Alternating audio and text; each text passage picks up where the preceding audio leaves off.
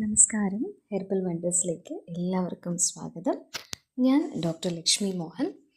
ഇന്ന് നമ്മൾ സംസാരിക്കാൻ പോകുന്നത് പെയിൻലെസ് ഡെലിവറി എങ്ങനെ അച്ചീവ് ചെയ്യാം എന്നുള്ളതിനെ പറ്റിയിട്ടാണ്.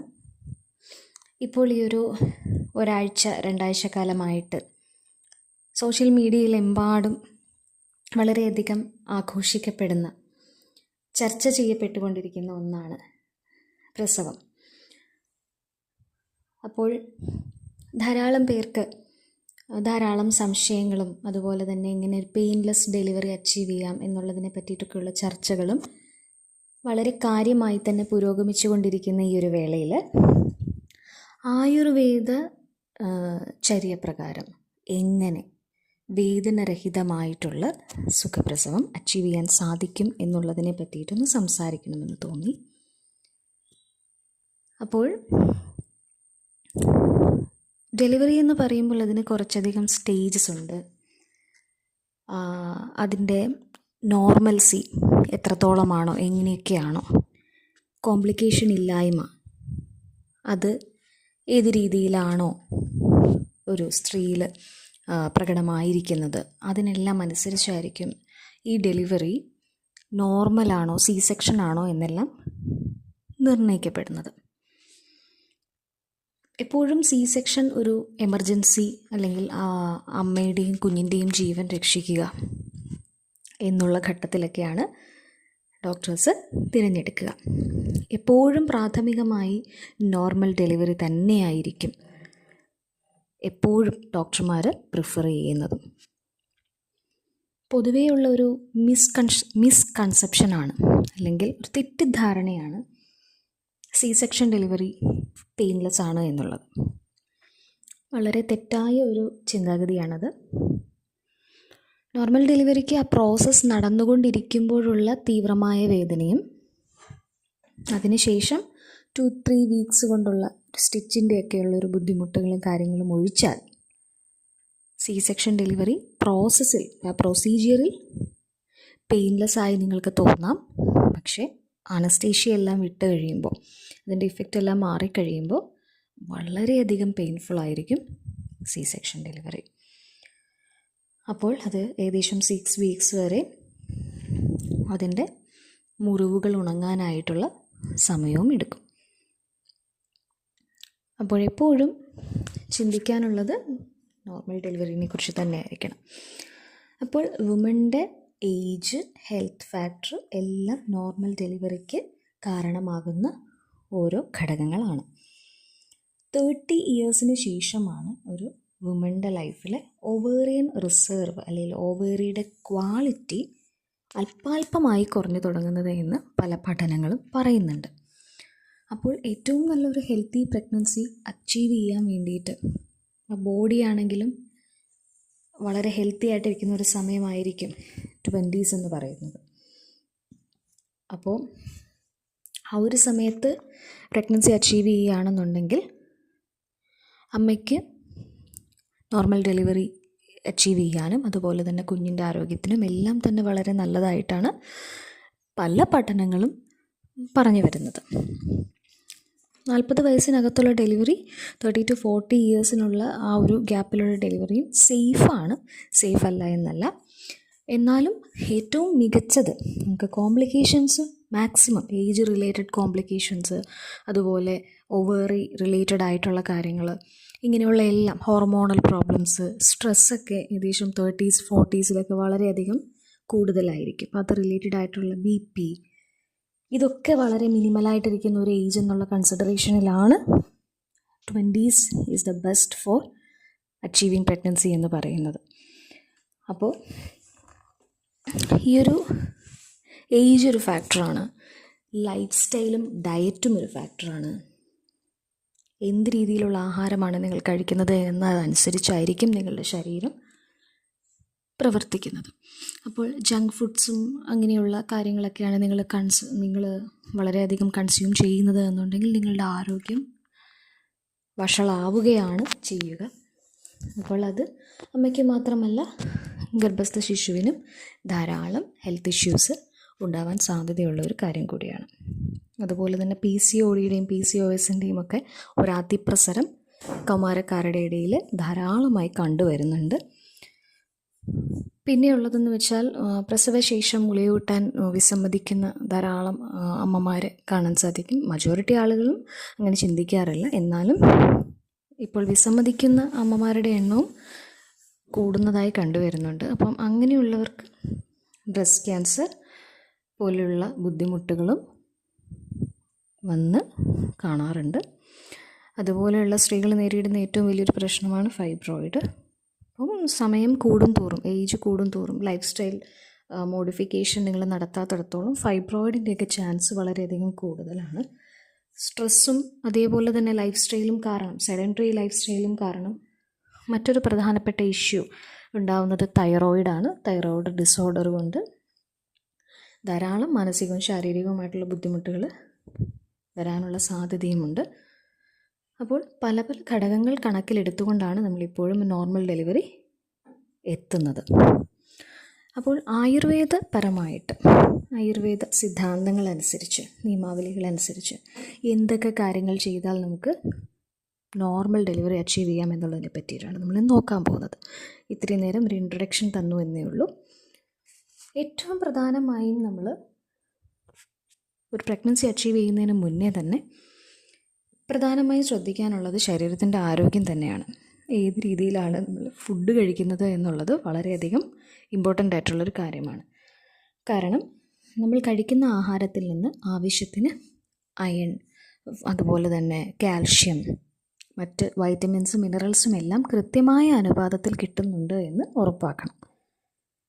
അതേപോലെ തന്നെ ആവശ്യമുള്ള എല്ലാ ബ്ലഡ് ടെസ്റ്റുകളും നിങ്ങളെടുത്ത് നിങ്ങളുടെ BP മറ്റുള്ള എല്ലാം നോർമലാണോ എന്നും ചെക്ക് ചെയ്യുന്നത് പ്രഗ്നൻസി അച്ചീവ് ചെയ്യുന്നതിന് മുൻപേ ചെയ്യുന്നത് വളരെ വളരെ നല്ലൊരു കാര്യമാണ്. പ്രഗ്നൻസിയിൽ വരുന്ന കോംപ്ലിക്കേഷൻസ് ഒഴിവാക്കാനായിട്ട് ഇത് വളരെയധികം സഹായിക്കുന്നതായിരിക്കും. അതേപോലെ തന്നെ എക്സസൈസ്, ഡയറ്റ് മോഡിഫൈ ചെയ്യുന്നതിനോടൊപ്പം തന്നെ ദിനവും ഒരു 30 മിനിറ്റെങ്കിലും എക്സസൈസിന് വേണ്ടി മാറ്റി വയ്ക്കുന്നത് വളരെ വളരെ നല്ലതാണ്. ജോയിൻസൊക്കെ, ഇപ്പം ജോയിൻറ്റ് പെയിന്, ആർത്രൈറ്റിസ്, ഇതൊക്കെ പ്രായഭേദമന്യേ വന്നുകൊണ്ടിരിക്കുകയാണിപ്പോൾ. വേറൊന്നുമല്ല, ജങ്ക് ഫുഡ്സും അതുപോലെ തന്നെ സെഡൻറ്ററി ആയിട്ടുള്ള അധികം വ്യായാമമില്ലാത്ത രീതിയിലുള്ള ജോലികളുമാണ് ഇതിനുള്ള പ്രധാന കാരണം എന്ന് പറയുന്നത്. അമിതമായിട്ടുള്ള കാർബോഹൈഡ്രേറ്റ് ഉപയോഗവും അതുപോലെ തന്നെ അമിതമായിട്ടുള്ള വറുത്തതും പൊരിച്ചതുമായിട്ടുള്ള സാധനങ്ങളുടെ ഉപയോഗവും ഫുഡിലുള്ള പ്രിസർവേറ്റീവ്സും എല്ലാം തന്നെ ഇതിനൊരു കാരണമാണ്. അപ്പോൾ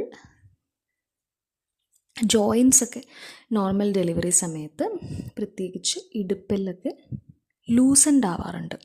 ലൂസൻഡ് അതിൻ്റെ പ്രോസസ്സാണത്. മസിൽസ് വികസിക്കും തോറും, യൂട്രസ് വികസിക്കുന്നതിനനുസരിച്ച് എല്ലുകളും ചെറിയ സ്ഥാനഭ്രംശം ഒന്ന് ലൂസ് ആവാറുണ്ട്. അപ്പം പ്രോസസ് ഓഫ് ഡെലിവറിയിലും ഇതുപോലെ തന്നെ എല്ലുകൾ അകലുന്നുണ്ട് കുഞ്ഞ് പുറത്തേക്ക് വരാൻ വേണ്ടിയിട്ട്.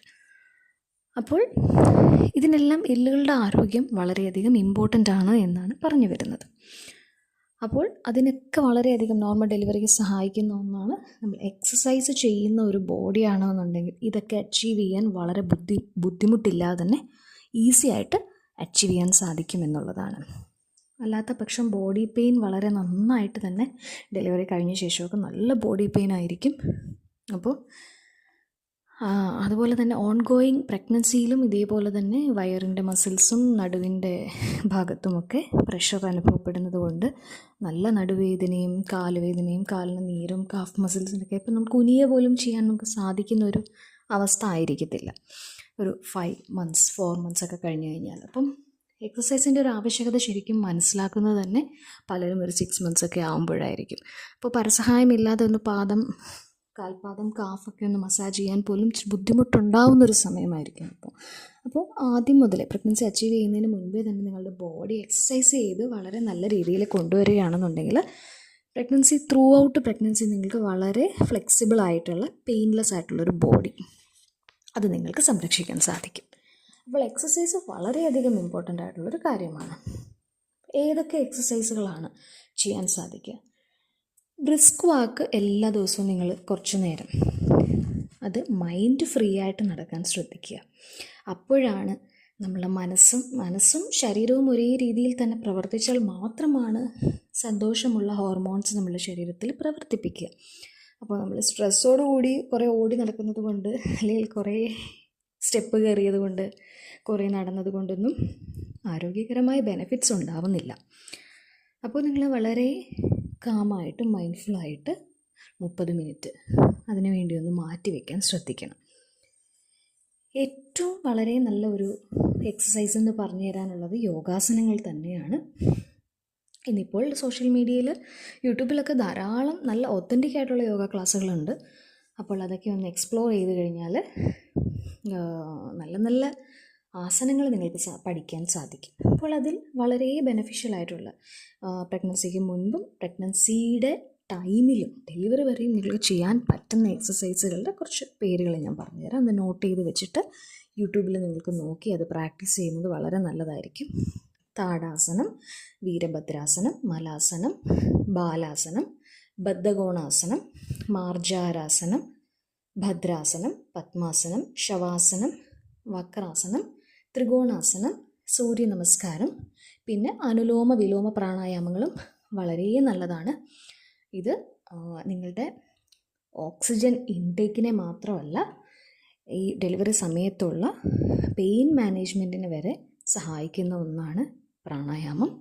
അപ്പോൾ ഇത് അഭ്യസിച്ച് വരുമ്പോൾ മാത്രമാണ് ആ ഒരു പോയിന്റിൽ നിങ്ങൾക്ക് യൂസ്ഫുള്ളായിട്ട് വരിക. അപ്പോഴാണ് നിങ്ങളുടെ ലങ്ങൊക്കെ നല്ല രീതിയിൽ എക്സ്പാൻഡ് ചെയ്ത് മാക്സിമം ഓക്സിജൻ ഇൻടേക്ക് ചെയ്യാനുള്ളൊരു കപ്പാസിറ്റിയിലേക്ക് എത്തുകയുള്ളൂ. പിന്നെ നിങ്ങൾ ശ്രദ്ധിക്കാനുള്ളതെന്ന് വെച്ചാൽ ഫുഡിൽ പയറുവർഗ്ഗങ്ങൾ ഉപയോഗിക്കാൻ ശ്രദ്ധിക്കണം. പിന്നെ നട്ട്സ് യൂസ് ചെയ്യാം.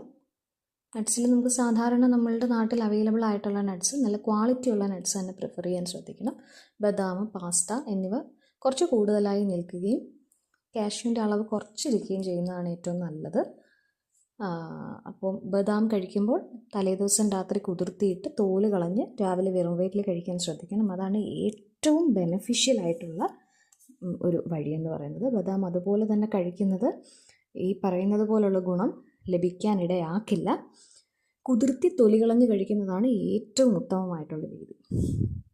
പാലും പാലുൽപ്പന്നങ്ങളും പ്രഗ്നൻസിയുടെ മുൻപേയും അതുപോലെ പ്രഗ്നൻസിയുടെ ആദ്യ 3 മാസങ്ങളിലും വളരെ വളരെ ബെനഫിഷ്യലാണ്. അപ്പോൾ അത് നല്ല പാസ്ചറൈസ്ഡ് ആയിട്ടുള്ള മിൽക്ക് തന്നെ യൂസ് ചെയ്യാൻ ശ്രദ്ധിക്കുക. അതിന് കാരണം എന്താണെന്ന് വെച്ച് കഴിഞ്ഞാൽ, നമ്മൾ നാടൻ പശുവിൻ പാല്, ഇപ്പോൾ വീട്ടിൽ പശു ഉള്ളവരാണെങ്കിൽ കുഴപ്പമില്ല. അപ്പോൾ മിക്കവാറും പശുക്കൾക്ക് ഇപ്പോൾ പെല്ലറ്റ്സാണ് കൊടുക്കുന്നത്. അപ്പം അങ്ങനെ കൊടുക്കുമ്പോൾ പെല്ലറ്റ്സിലുള്ള ഇൻഗ്രീഡിയൻസ് നിങ്ങൾ ശ്രദ്ധിക്കേണ്ടതാണ്. ഇപ്പോൾ ആ രീതിയിലുള്ള ഫുഡ് കഴിക്കുന്നൊരു പശുവിൻ്റെ പാലെന്ന് പറയുന്നത് നമ്മൾ ഡയറക്റ്റ് കറന്നെടുക്കുന്ന ഒന്നാണല്ലോ. അപ്പോൾ പാസ്ചറൈസ് ചെയ്തതാണെന്നുണ്ടെങ്കിൽ ഹോമോജനൈസ്ഡ് പാസ്ചറൈസ്ഡ് മിൽക്കാണ് സേഫസ്റ്റ് എന്ന് പറയുന്നത്.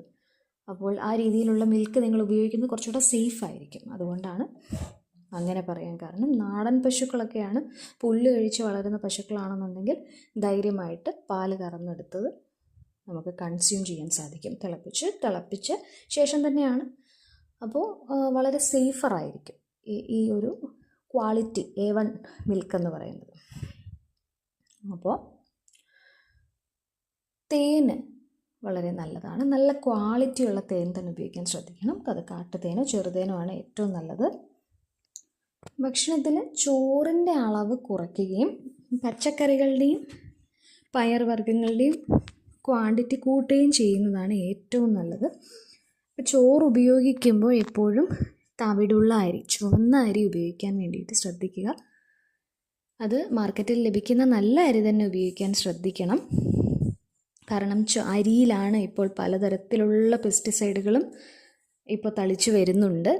അപ്പോൾ വളരെ വ്യാപകമായി കൃഷി നടക്കുന്നുണ്ട്. അതുകൊണ്ട് അതിൻ്റെ അവൈലബിലിറ്റി കൂട്ടാൻ വേണ്ടിയിട്ടും ധാരാളം ഇന്ത്യയിലെ സ്റ്റേപ്പിൾ ഫുഡാണല്ലോ. അപ്പം അതിന് അനുസരിച്ചുള്ളൊരു ഉൽപ്പാദനം ക്ഷമതയൊക്കെ ഉണ്ടാവാൻ വേണ്ടിയിട്ട് ധാരാളം പെസ്റ്റിസൈഡുകൾ ഉപയോഗിക്കുന്നുണ്ട്. അപ്പോൾ അതിൻ്റെ ഭാഗമായിട്ട് ഫാറ്റി ലിവറും മറ്റ് ഹോർമോണൽ ഇഷ്യൂസും ഒക്കെ റിപ്പോർട്ട് ചെയ്യപ്പെടുന്നുണ്ട്. അതുകൊണ്ട് നല്ല അരി തന്നെ കൺസ്യൂം ചെയ്യാൻ ശ്രദ്ധിക്കുക. നവരേരി ഇഷ്ടമുള്ളവർ നവരേരി ഉപയോഗിക്കുക. അപ്പോൾ അരിയുടെ കാര്യത്തിൽ നിങ്ങൾ കെയർഫുൾ ആയിരിക്കണം. പിന്നെ ഇറച്ചി വർഗ്ഗത്തിൽ നല്ല ക്വാളിറ്റി ഉള്ളത് നിങ്ങൾക്ക് ഉപയോഗിക്കുന്നവർക്ക് ഉപയോഗിക്കാവുന്നതാണ്. അപ്പോൾ ശരീരത്തിന് ആവശ്യമായിട്ടുള്ള അയണും മറ്റുമൊക്കെ അതിൽ നിന്ന് ലഭിക്കുന്നതായിരിക്കും. പിന്നെ നെയ്യ് ചൂടാക്കി ഉപയോഗിക്കുന്നതിനെക്കാട്ടിലും ചൂടില്ലാതെ ഒരു സ്പൂൺ ചോറ് കഴിക്കുമ്പോഴൊക്കെ, അല്ലെങ്കിൽ ദോശ അങ്ങനെയുള്ള ഐറ്റംസ് കഴിക്കുമ്പോൾ അതിൻ്റെ കൂടെ ചൂടാക്കാതെ ചേർത്ത് കഴിക്കുന്നതാണ്. ചപ്പാത്തിയുടെയൊക്കെ കൂടെ ആണെങ്കിലും അതുപോലെ ചൂടാക്കാതെ കഴിക്കുന്നതായിരിക്കും വളരെയധികം ബെനഫിഷ്യൽ. പിന്നെ ഉച്ചയ്ക്ക് ആഹാരത്തിനോടൊപ്പം ഒരു ചെറിയ ബൗൾ തൈര് കഴിക്കുന്നത് വയറ്റിലെ പ്രോബയോട്ടിക്സ്, നല്ല ബാക്ടീരിയ അതിൻ്റെ പ്രവർത്തനത്തിനും അവരാവശ്യത്തിന് തന്നെ ഉണ്ടായിരിക്കുവാനും വേണ്ടിയിട്ടുള്ള ഹെൽപ്പ് ഈ കേർഡ് ചെയ്തു തരും. അപ്പോൾ നിങ്ങൾക്ക് അകാരണമായിട്ടുള്ള ഗ്യാസ് ട്രബിള്, കോൺസ്റ്റിപ്പേഷൻ, മലബന്ധം എന്നിവയൊന്നും ഉണ്ടാവാതെ നിങ്ങൾക്ക് ഹെൽത്തിയറായിട്ട് ജീവിക്കാൻ സാധിക്കും. പിന്നെ സീസണൽ ഫ്രൂട്ട്സ് കഴിക്കാൻ ശ്രദ്ധിക്കുക. മറ്റ് നാടുകളിൽ നിന്നും ഇങ്ങോട്ട് ഇമ്പോർട്ട് ചെയ്യപ്പെടുന്ന ഫ്രൂട്ടുകളെ ആശ്രയിക്കാതെ നമ്മളുടെ നാട്ടിൽ തന്നെ വളരുന്ന കാലാവസ്ഥയ്ക്ക് അനുയോജ്യമായിട്ടുള്ള ഫ്രൂട്ട്സ് തിരഞ്ഞെടുത്ത് അതിൻ്റെ അവൈലബിലിറ്റി അനുസരിച്ച് കഴിക്കുന്നതാണ് ഏറ്റവും നല്ലത്. അപ്പോൾ അങ്ങനെ കഴിക്കാൻ ശ്രദ്ധിക്കുക.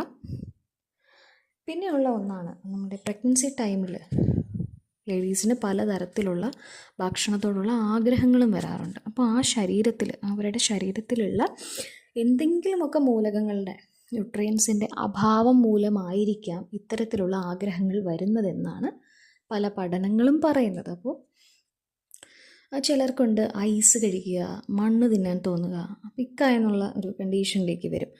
അപ്പോൾ അതൊക്കെ വരുന്നതെന്ന് പറഞ്ഞാൽ അയൺ ഡെഫിഷ്യൻസി കാണിക്കുന്ന ഒരു ചിലർക്ക് അരി കഴിക്കാൻ തോന്നും.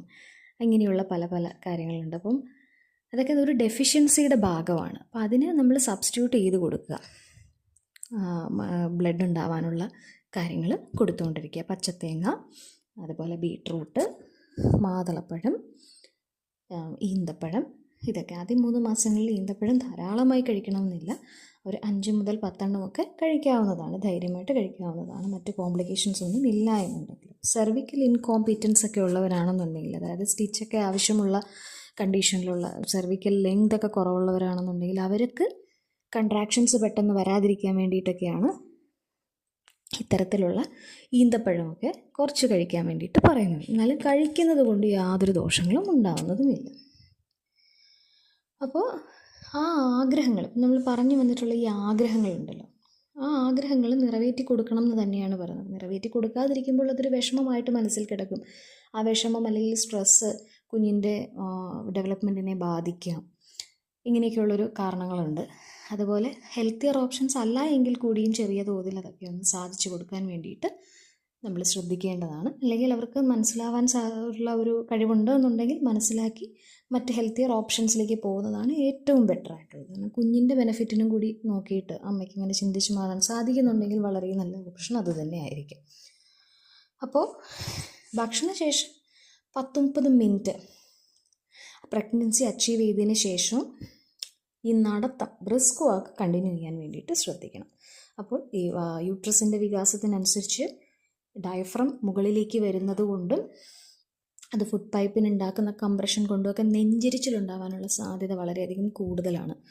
അപ്പോൾ ഈസോഫാജിയൽ സ്പിഞ്ചർ മുകളിലേക്ക് ചെറുതായിട്ടൊന്ന് തുറന്നു വരികയും അതുപോലെ തന്നെ ഈ ആസിഡിറ്റി, വയറ്റിലുണ്ടാകുന്ന ആസിഡ് ഒരു ഡൈജഷൻ സമയത്തുള്ള ദഹനരസങ്ങൾ മുകളിലേക്ക് വരാനുള്ളൊരു സാധ്യതയും കൂടിയുണ്ട്. അപ്പം നെഞ്ചരിച്ചിൽ മാറാൻ വേണ്ടിയിട്ടൊക്കെ ഭക്ഷണം കഴിച്ചൊരു 30 മിനിറ്റ് നടന്നതിന് ശേഷം മാത്രമേ കിടക്കാൻ പോകാവൂ.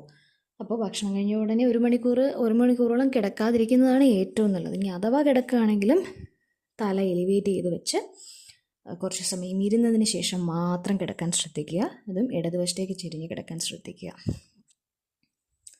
പിന്നെയുള്ള ഒന്നെന്ന് പറഞ്ഞാൽ, ഇപ്പം നമ്മൾ ഈ എക്സസൈസ് ചെയ്യുകയും ഇതേപോലെ ഫുഡ് കറക്റ്റായിട്ട് കൺട്രോൾ ചെയ്ത് നല്ല ഫുഡുകൾ തന്നെ കഴിച്ചു വരികയും ആവശ്യത്തിന് വേണ്ട പ്രീനേറ്റൽ ആൻഡ് പോസ്റ്റ്നേറ്റൽ വൈറ്റമിൻസ് നമുക്കിപ്പോൾ ആവശ്യമാണ്. കാരണം നമ്മൾ കഴിക്കുന്ന ഫുഡുകളിൽ നിന്ന് കൃത്യമായിട്ടുള്ള അളവിൽ വൈറ്റമിൻസും മിനറൽസും കിട്ടാറില്ല. അപ്പോൾ അതിനനുസരിച്ചുള്ള പ്രിസ്ക്രൈബ്ഡ് ഡോസ് നമുക്ക് കഴിക്കുന്നതിൽ യാതൊരു കുഴപ്പവുമില്ല.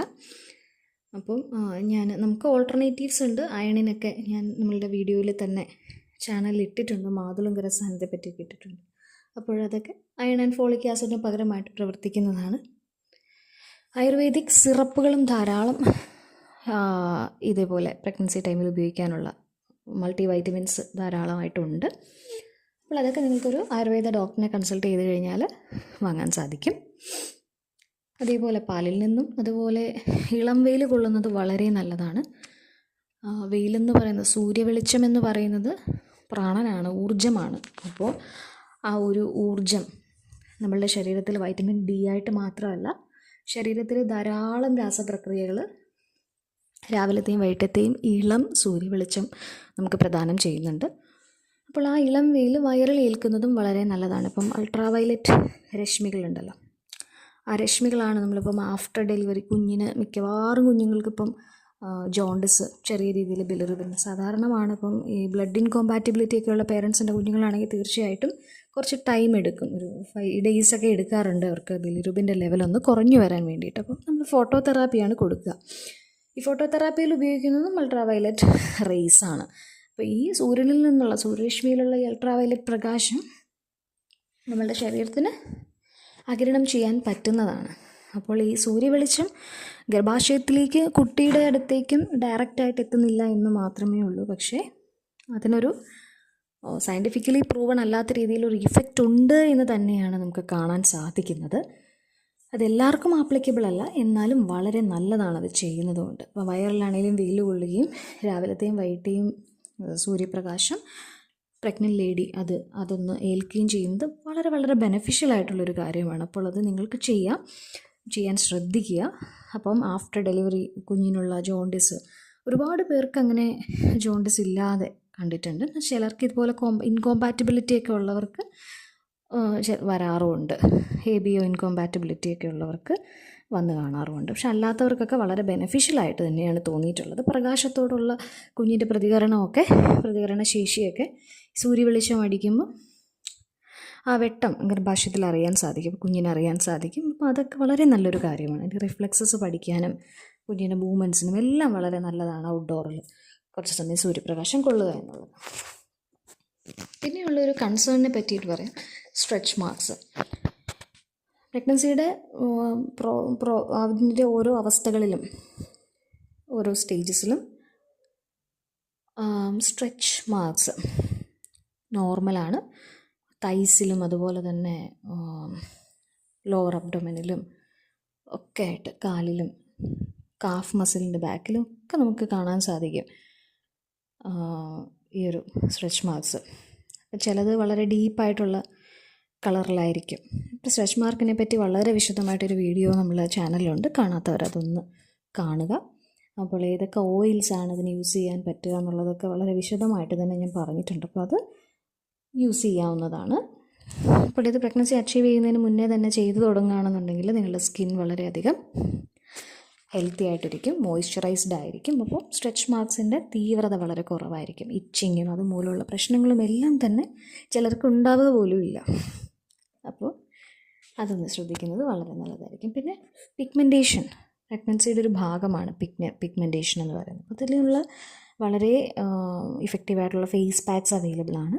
ആ ഫേസ് പാക്സ് നിങ്ങൾ യൂസ് ചെയ്ത് കഴിഞ്ഞാൽ പിഗ്മെൻറ്റേഷൻ പരിധിവരെ കുറയ്ക്കാൻ സാധിക്കും. ഹോർമോണൽ പിഗ്മെൻറ്റേഷനാണ്, കംപ്ലീറ്റ് ആയിട്ട് മാറുന്നതല്ല. എങ്കിലും സ്കിന്നിൻ ഡ്രൈനെസ്സും അതുപോലെ സ്കിന്നിൻ്റെ അൺഹെൽത്തിനെസ്സും കൊണ്ട് ഈ ഒരു ഹോർമോണൽ പിഗ്മെൻറ്റേഷൻ വളരെയധികം ഡാർക്കായിട്ട് പലരിലും കാണാറുണ്ട്. അപ്പോൾ ആ ഒരു അവസ്ഥയിൽ നിന്ന് നമുക്ക് മോചിതരാകാനായിട്ട് നല്ല ഫേസ് പാക്സ് ഉപയോഗിക്കുന്നത് കൊണ്ട് സാധിക്കുന്നതായിരിക്കും. എപ്പോഴും ഹാപ്പി ആയിട്ടുള്ള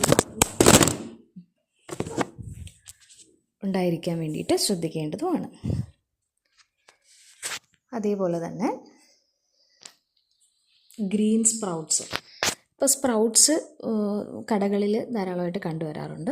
അപ്പോൾ അങ്ങനെ നമ്മൾ പുറത്തുനിന്ന് വാങ്ങിക്കാതെ സ്പ്രൗട്ട്സ് വീട്ടിൽ തന്നെ ഉണ്ടാക്കാൻ വേണ്ടിയിട്ട് ശ്രദ്ധിക്കണം. കാരണം സ്പ്രൗട്ട്സിൽ പെട്ടെന്ന് തന്നെ ബാക്ടീരിയൽ, ഫംഗൽ കാര്യങ്ങളൊക്കെ വരാനുള്ള സാധ്യതയുണ്ട്. ഇപ്പം നമുക്ക് വീട്ടിലാണെങ്കിൽ ഹൈജീനിക്കായിട്ട് ഉപയോഗിക്കാനും കൺസ്യൂം ചെയ്യാനും സാധിക്കുമെന്നുള്ളത് കൊണ്ട് വീട്ടിൽ തന്നെ കഴിവതും അത് പ്രിപ്പയർ ചെയ്യാൻ വേണ്ടിയിട്ട് ശ്രദ്ധിക്കുക. അതുപോലെ പപ്പായ, പൈനാപ്പിൾ കഴിക്കാൻ പാടില്ല എന്ന് പറയുന്നതിനോട് അതിനങ്ങനെ വേറെ പ്രത്യേകിച്ച് കാര്യമൊന്നുമില്ല. സെർവൈക്കൽ ഇൻകോമ്പിറ്റൻസി ഒക്കെ ഉള്ളവർ മാത്രം ഒന്ന് ശ്രദ്ധിച്ചാൽ മതി. ചിലർക്കൊരു മൈൽഡ് കൺട്രാക്ഷൻ ഉണ്ടാക്കുമെന്നുള്ളതിൻ്റെ ഒരു കൺസേൺ മാത്രമാണുള്ളത്. പക്ഷേ റൈപ്പൻഡ് പപ്പായയും റൈപ്പൻഡ് പൈനാപ്പിളും യാതൊരുവിധ ദോഷങ്ങളും ചെയ്യുന്നില്ല.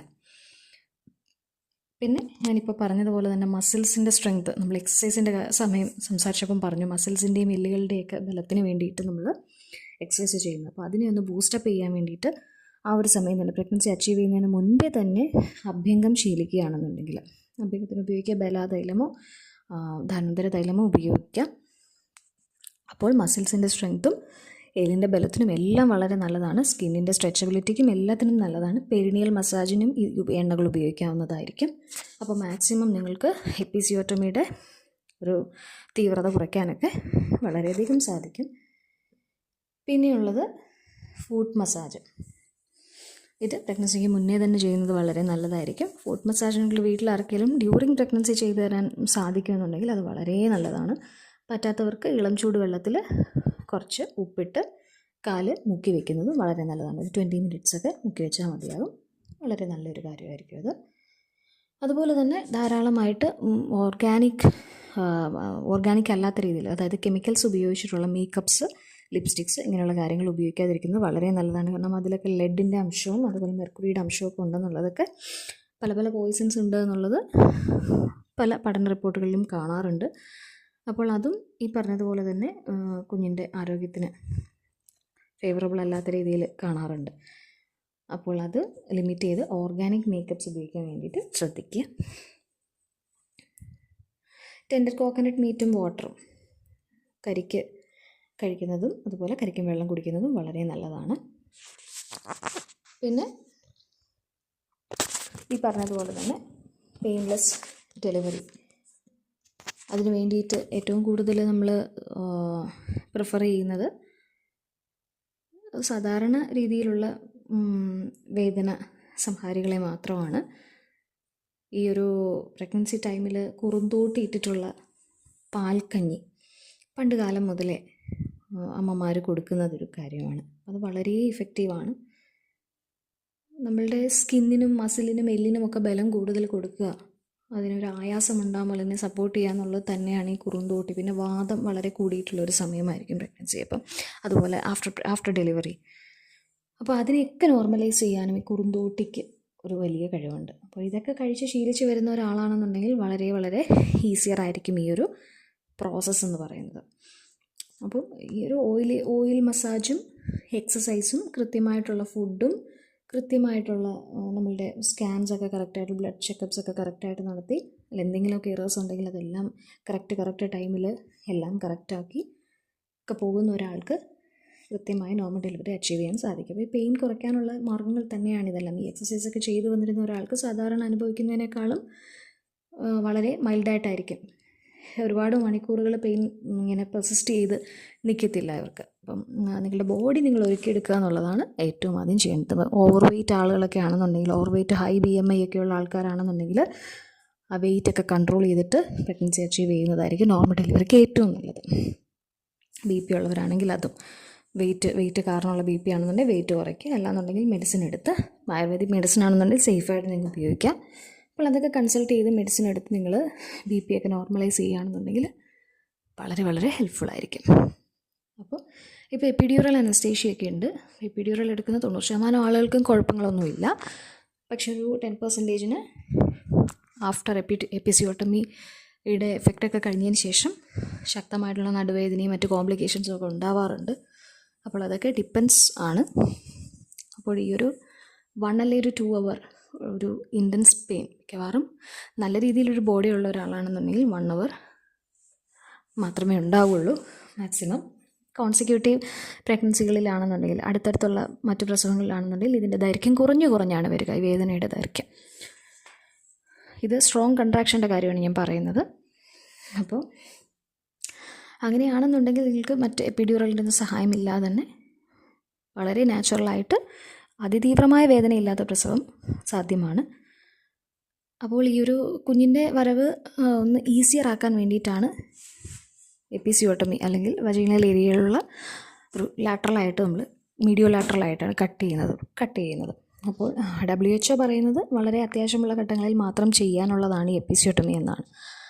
അപ്പോൾ ഇന്ത്യൻ ലേഡീസിൻ്റെ പെൽവിക്സ് കുറച്ച് ഇടുങ്ങിയതാണെന്നുള്ള ഒരു കൺസെപ്റ്റും അല്ലെങ്കിൽ അവർക്കത് ആവശ്യമുണ്ട് എന്നുള്ളൊരു തോന്നൽ കൊണ്ടും മിക്കവാറും ഹോസ്പിറ്റൽസ് ഇത് ഡെലിവറിയുടെ ഒരു പ്രൊസീജിയറായിട്ട് തന്നെ, ഒരു സ്റ്റെപ്പായിട്ട് തന്നെ അങ്ങ് ചെയ്തു പോവുകയാണ് ഇപ്പോൾ ചെയ്യുന്നത്. പക്ഷേ ഇതിന് നമ്മൾ എപ്പിസിയോട്ടമി ചെയ്യാതെ ചിലരിൽ നാച്ചുറലായിട്ട് വിട്ട് കഴിഞ്ഞാൽ നല്ല രീതിയിലുള്ള സപ്പോർട്ട് വജൈനയിൽ കൊടുത്ത് ഒരു പെരിനിയൽ മസാജും അങ്ങനെയുള്ള കാര്യങ്ങളൊക്കെ ചെയ്ത് വന്നിട്ടുള്ള ഒരാളാണെന്നുണ്ടെങ്കിൽ മൈനർ കട്ട്സോടുകൂടി എപ്പിസിയോട്ടമി ഇല്ലാതെ പ്രൊസീഡ് ചെയ്യാൻ പറ്റും. പക്ഷേ മജോറിറ്റി ആളുകൾക്കും എവിടെയെങ്കിലുമൊക്കെ ആയിരിക്കും മുറിയുക. അപ്പം പെരിനിയം ഏരിയ അവിടെ മസിൽസ് ഉണ്ട്, അതുപോലെ പെരിനിയം അതിൻ്റെ നേരെ സ്ട്രെയിറ്റ് വരുന്നത് ഏനൽ റീജിയനാണ്. അപ്പോൾ അങ്ങോട്ടൊക്കെ കട്ട് നീണ്ടു പോയി കഴിഞ്ഞ് കഴിഞ്ഞാൽ അല്ലെങ്കിൽ മുറിഞ്ഞു കഴിഞ്ഞ് കഴിഞ്ഞാൽ അത് പ്രശ്നങ്ങളുണ്ടാവുമല്ലോ. അപ്പോൾ അത് ഒഴിവാക്കാൻ വേണ്ടിയിട്ടാണ് ലാറ്ററലി ഒരു കട്ട് കൊടുത്തിട്ട്, ചെറിയൊരു കട്ട് കൊടുത്തിട്ട് കുഞ്ഞിനെ അനായാസം പുറത്തേക്ക് എടുക്കുന്നത്. അപ്പോൾ അതൊരു തെറ്റായ കാര്യമല്ല. അപ്പോൾ എല്ലാവരുടെയും ബോഡി, അല്ലെങ്കിൽ ഈ പറഞ്ഞതുപോലെ പ്രഗ്നൻസിക്ക് മുൻപേ തന്നെ ബോഡി വളരെയധികം ഒരുക്കി കൊണ്ടുവരുന്ന ഒരാളാണെന്നുണ്ടെങ്കിൽ മാത്രമേ മൈനർ കട്ട്സോട് കൂടിയൊക്കെ നമുക്ക് എപ്പിസോഡിൽ നിന്ന് രക്ഷപ്പെടാൻ പറ്റുള്ളൂ. അപ്പോൾ അതിന് ഇപ്പോൾ തന്നെ നിങ്ങൾ ഓൾറെഡി പ്രഗ്നൻ്റ് ആണ്, ആ സമയത്താണ് നിങ്ങൾ കേൾക്കുന്നതെന്നുണ്ടെങ്കിൽ തന്നെ ഓയിൽസൊക്കെ ഇട്ട്, ഓയിൽസ് പുറത്തേക്ക് മാത്രം ഉപയോഗിക്കുക, ഉള്ളിലേക്ക് ഉപയോഗിക്കേണ്ട ആവശ്യമില്ല. അപ്പം പെരിനിയൽ മസാജ് എങ്ങനെയാണ് ചെയ്യുന്നതെന്നുള്ളതൊക്കെ യൂട്യൂബ്സിലൊക്കെ ഒരുപാട് വീഡിയോസ് അവൈലബിൾ ആണ്. അതുപോലെ സിറ്റ്സ് ബാത്ത് വളരെ നല്ലതാണ്. ഇതെല്ലാം ഹൈജീനിക് ആയിട്ടുള്ള ഏരിയയിൽ മാത്രം ചെയ്യാൻ വേണ്ടിയിട്ട് ശ്രദ്ധിക്കണം. പിന്നെ മൈൽഡായിട്ടുള്ള എക്സസൈസ്, ഇപ്പോൾ ഓൾറെഡി നിങ്ങൾ പ്രഗ്നൻ്റ് ആണെങ്കിൽ മൈൽഡായിട്ടുള്ള എക്സസൈസുകൾ നിങ്ങൾ സ്റ്റാർട്ട് ചെയ്യാം. അപ്പോൾ ഇതെല്ലാം ചെയ്യുന്നത് കൊണ്ട് ഈ ഒരു എപ്പിസിയോട്ടമിയുടെ തീവ്രത കുറയ്ക്കാൻ വേണ്ടിയിട്ട് സാധിക്കും. അപ്പോൾ ഈ ഒരു 2 വഴികളാണ് പെയിൻലെസ് ലേബറിന് വേണ്ടിയിട്ട് ഇപ്പം പൊതുവെ ഉള്ളത്. അപ്പോൾ അതുപോലെ തന്നെ ഈ എപ്പിസിയോട്ടമി ടൈമിൽ നിങ്ങളതിൻ്റെ കട്ടിങ്ങും സ്റ്റിച്ചിങ്ങും ഒന്നും അറിയില്ല. കാരണം ലോക്കൽ അനസ്തീഷ്യ തന്നിട്ടായിരിക്കും പ്രൊസീജിയർ ചെയ്യുന്നത്. അപ്പോൾ അതിന് വേണ്ടിയിട്ടുള്ള കാര്യങ്ങൾ നിങ്ങളറിയില്ല. നിങ്ങൾക്ക് പെയിൻ, ഇൻ കേസ് നിങ്ങൾക്ക് പെയിൻ അനുഭവപ്പെടുന്നുണ്ടെന്നുണ്ടെങ്കിൽ നിങ്ങൾ നിങ്ങളുടെ ഗൈനക്കിനോട് പറഞ്ഞാൽ മതി, ഇത് സെൻസിറ്റീവാണ് എന്നുള്ളത് പറയുക. അപ്പോൾ അവർ കുറച്ചും കൂടി ഡോസ് അഡ്ജസ്റ്റ് ചെയ്ത് നിങ്ങൾക്ക് തരുന്നതായിരിക്കും. അപ്പോൾ ആഫ്റ്റർ ഡെലിവറി നമ്മൾ വളരെ ഹയർ ഡോസിലുള്ള പെയിൻ കില്ലേഴ്സും കാര്യങ്ങളൊന്നും എടുക്കില്ല. ജസ്റ്റ് പാരസെറ്റമോളും അതിനോടനുബന്ധിച്ചുള്ള കാര്യങ്ങൾ മാത്രമേ എടുക്കാറുള്ളൂ. കാരണം ഫീഡിങ്ങും അതുപോലെ തന്നെ ബേബിയുടെ ഹെൽത്തിനും കൂടിയിട്ട് നോക്കിയിട്ടാണ് ഇങ്ങനെയുള്ള കാര്യങ്ങളിലേക്കൊക്കെ പോകുന്നത്. അപ്പോൾ ഇത്രയും കാര്യങ്ങൾ ശ്രദ്ധിച്ചു കഴിഞ്ഞ് കഴിഞ്ഞാൽ ഹെൽത്തിയർ ആയിട്ടുള്ള ഒരു പെയിൻലെസ് ആയിട്ടുള്ള, പെയിൻ്റെ തീവ്രത കുറഞ്ഞിട്ടുള്ള ഒരു ഡെലിവറി നിങ്ങൾക്ക് സാധ്യമാണ്. എന്തെങ്കിലും ഡൗട്ട്സ് ഉണ്ടെന്നുണ്ടെങ്കിൽ ചോദിക്കാം. അപ്പോൾ ഈ വീഡിയോ ഉപകാരപ്രദമായി എന്ന് ഞാൻ വിശ്വസിക്കുന്നു. വീണ്ടും കാണാം. നന്ദി.